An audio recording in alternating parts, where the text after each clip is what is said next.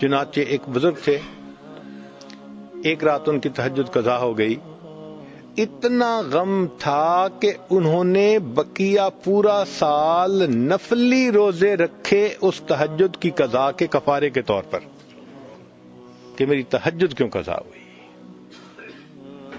سیدنا امیر معاویہ رضی اللہ تعالیٰ عنہ ایک مرتبہ سفر سے واپس آئے، بہت تھکے ہوئے تھے۔ اللہ کی شان، انسان تھکا ہوتا ہے تو پھر بے سدھ ہو کے سو جاتا ہے۔ ایسی گہری نیند تھی کہ اس دن تہجد قضا ہو گئی، تو جب آنکھ کھلی تو اتنا روئے، اتنا گڑ گڑائے اللہ کے سامنے کہ آج سفر کی تھکان کی وجہ سے میری تہجد قضا ہو گئی۔ تہجد فرض تو نہیں ہے، مگر اللہ والے جو اللہ کی محبت میں ڈوبے ہوتے ہیں وہ ایسے ہی اہتمام کرتے ہیں جیسے عوام الناس فرض نماز کا اہتمام کر رہے ہوتے ہیں۔ تو بہت روئے۔ خیر اللہ کی شان، کچھ عرصے کے بعد پھر ایسا ہی معاملہ ہوا۔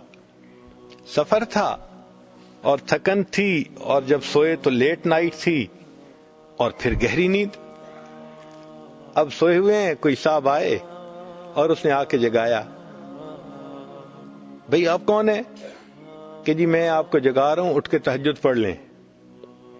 کہا بھئی تو کوئی بڑا اچھا بندہ نظر آتا ہے، میری تہجد جا رہی تھی، تو نے مجھے جگا دیا۔ کہنے لگا میں شیطان ہوں۔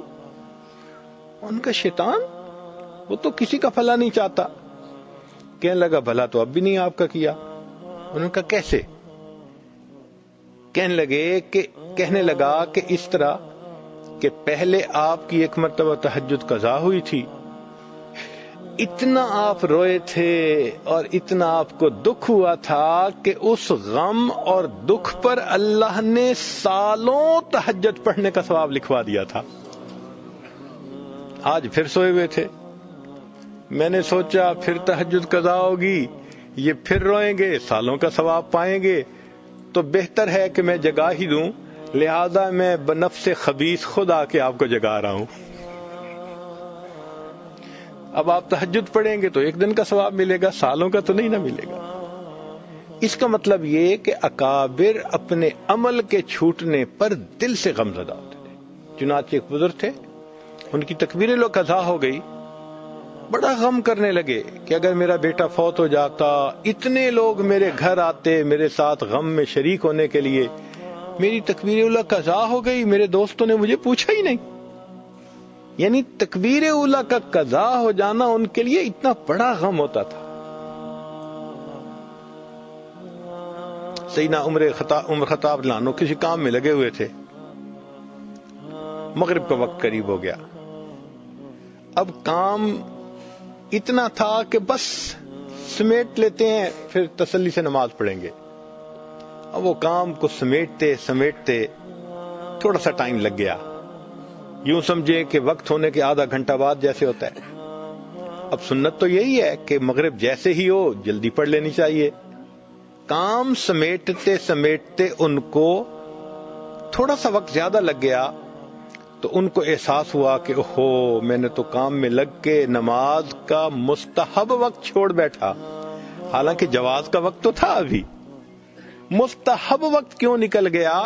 اس بات پر عمر الخطاب نے 2 غلاموں کو آزاد کیا کہ اے میرے اللہ، مجھ سے کوتاہی ہوئی کہ سنت وقت کی بجائے میں نے تھوڑا سا تاخیر کر کے مغرب کی نماز پڑھی، اس پر میں 2 غلاموں کو آزاد کرتا ہوں۔